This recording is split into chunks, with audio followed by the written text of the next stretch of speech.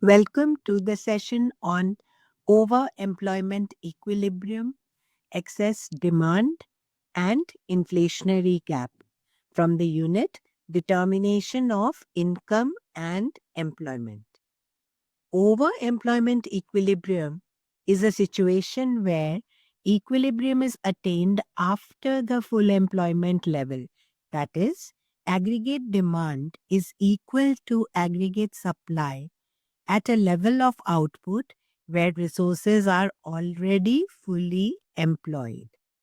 The reason for overemployment equilibrium is excess demand.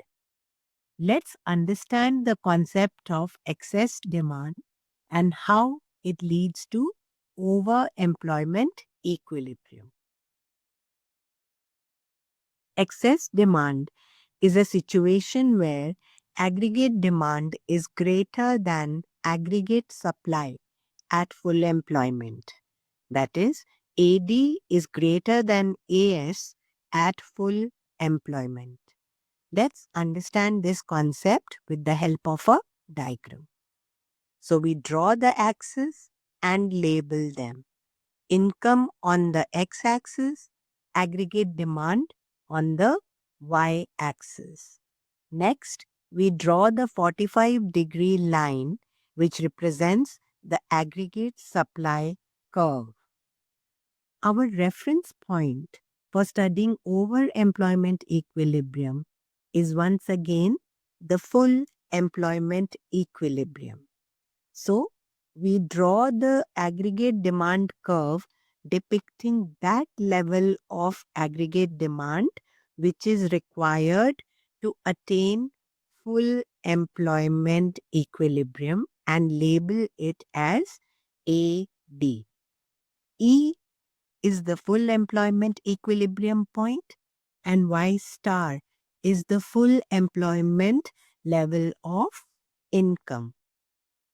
Since there is excess demand in the economy, aggregate demand curve depicting this excess demand is drawn as a dotted line above the aggregate demand curve required to attain full employment equilibrium and is labeled as AD dash. This excess demand creates a gap between aggregate demand and aggregate supply at full employment level and is called the inflationary gap, EB, in the diagram.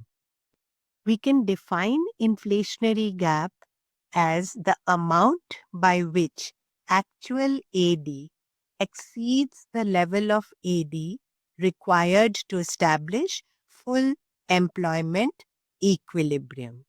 It therefore measures the excess of AD. This inflationary gap pushes the economy to overemployment equilibrium E1, which lies to the right of full employment level E.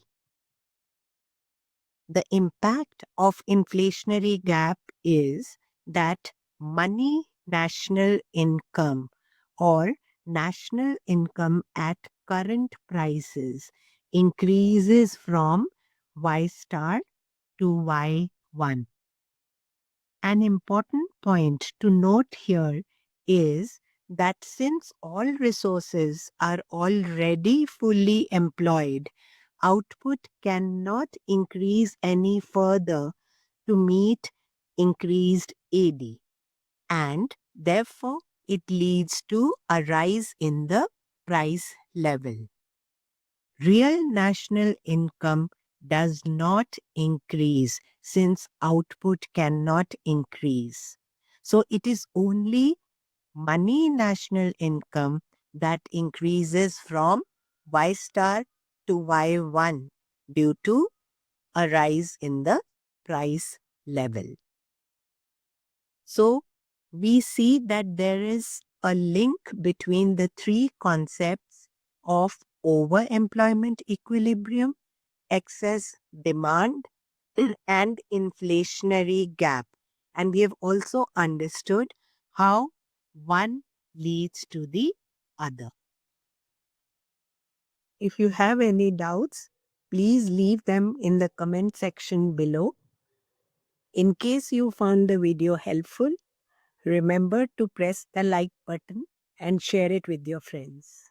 Subscribe to the channel for more economics concepts and tutorials.